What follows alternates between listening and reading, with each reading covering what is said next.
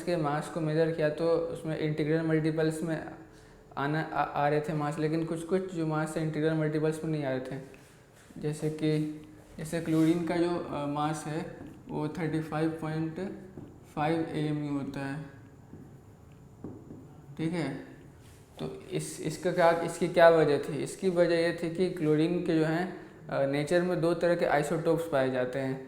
तो क्लोरीन का दो आइसोटोप होता है, एक होता है क्लोरीन 17 जो कि जिसका मास होता है 35 MU और इसकी परसेंटेज होती है नेचर में 75%। और दूसरा होता है 19 क्लोरीन होता है, इसकी मास होती है 37 MU और ये 25% पाया जाता है। तो हम क्लोरीन का एवरेज मास निकालेंगे तो ये कितना हो जाएगा?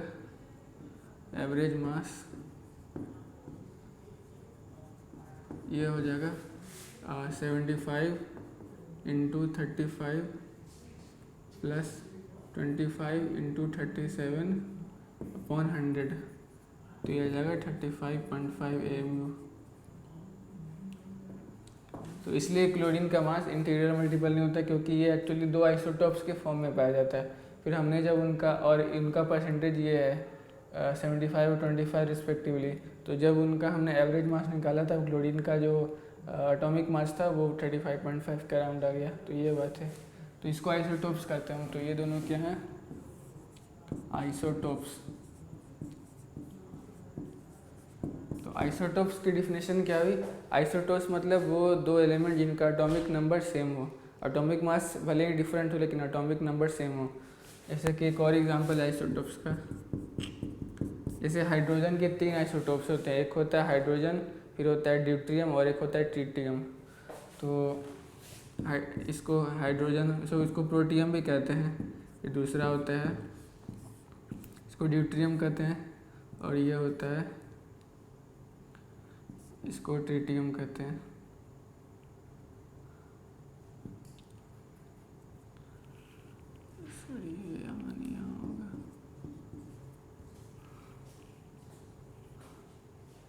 ठीक है, तो ये हाइड्रोजन के आइसोटोप हो गए। तो इन तीनों का देखिए नीचे एटॉमिक नंबर लिखते हैं, ऊपर मास लिखते हैं।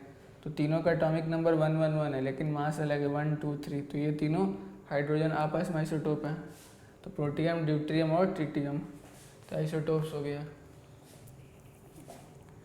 और प्रोटॉन का जो मास है इसको MP से डिनोट करें। प्रोटॉन का मास ये है अप्रोक्सीमेटली 1.007 AMU है, ठीक है।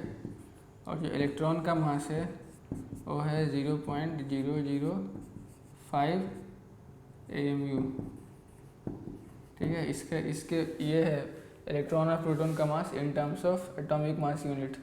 तो ये है आता है आइसोबार्स। हमने भी पढ़ा था आइसोटोन्स। तो आइसोटोन्स में क्या था कि ये वाला जो एटॉमिक नंबर है Z बराबर होना चाहिए। आइसोबार्स में क्या है, ये A बराबर होना चाहिए, मतलब मास नंबर बराबर होना चाहिए। तो इसमें क्या है, mass number should be equal.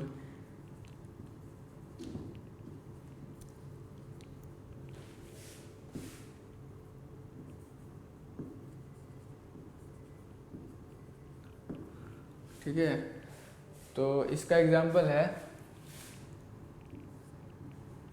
Calcium का एटॉमिक नंबर 20 होता है और एटॉमिक वेट 40 होता है, और आर्गन का भी होता है।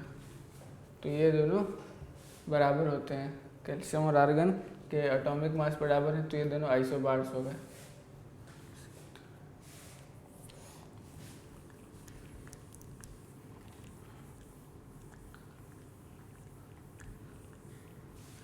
एक और होता है इसमें आइसोटोन्स।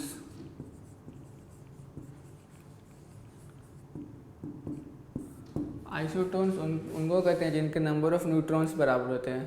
तो नंबर ऑफ न्यूट्रॉन्स पहले होता है कितना है, A-Z होता है, A-Z होता है। तो आइसोटोन्स उनको कहेंगे जिनका ये जो ऊपर ए और जेड लिखा है उनका डिफरेंस बराबर होना चाहिए, मतलब नंबर ऑफ न्यूट्रॉन्स बराबर होना चाहिए। तो ये हो गया आइसोटोन्स, ठीक है।